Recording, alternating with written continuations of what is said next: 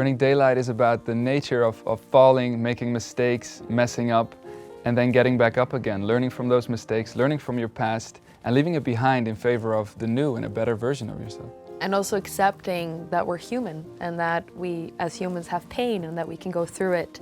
And by accepting the pain for what it is, that's the way to like free yourself and move on.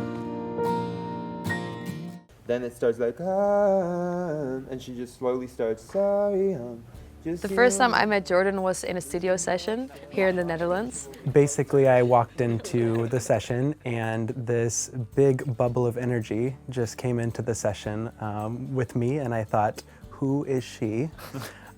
She has a lot of really good and fun energy. We ended up hanging out quite often, watch movies, and one particular night we were watching a documentary about Shawn Mendes and we got super inspired after, and so we ended up writing a song, and that song was Burning Daylight. I originally sang the demo. We were like, what would it sound like if Mia joins in? What would it sound like as a duet? So that question was already in the air, and we were working at the time with another amazing artist, Dion, and that's when we called him to ask if he wanted to join. So I was like, hell yeah, that sounds fun.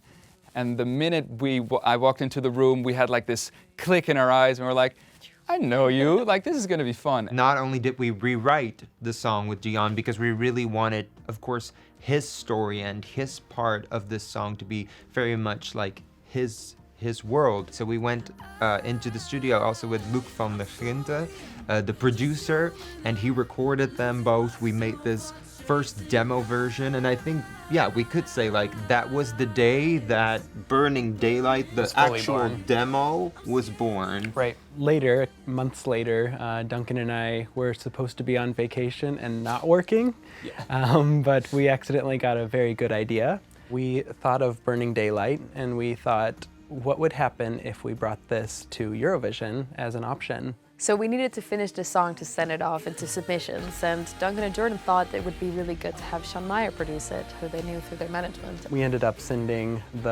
his first version of that to the Avatros committee. Then weeks later, we did get a yes. Yes. And then we were just, I mean, Super excited. super over the moon. Hi. Hi. Je gaat naar het Songfestival! Duncan and Jordan FaceTimed me, telling me that Burning Daylight was chosen and that our song was going to go to Eurovision, that we were going to go to Eurovision. So I called my parents straight afterward, and the three of us just cried, and we talked about like how big this is. Oh, lieverd, wat ben ik blij voor je. Ongelooflijk.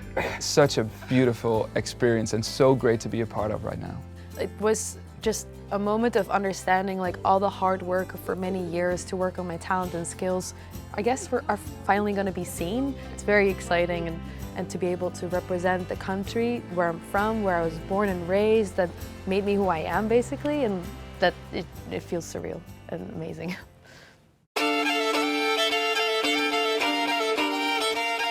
My first memory of Eurovision was when I think I was 11 years old, and it was the year that Alexander Rybak won.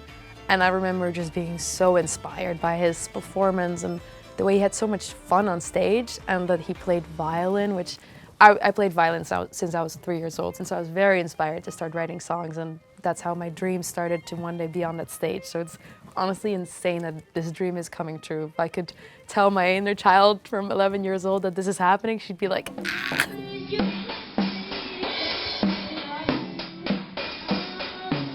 First of all, there was always music in our house. My parents would always take us to concerts, and we would always play LPs and CDs all day long. So it was a very present thing in our upbringing.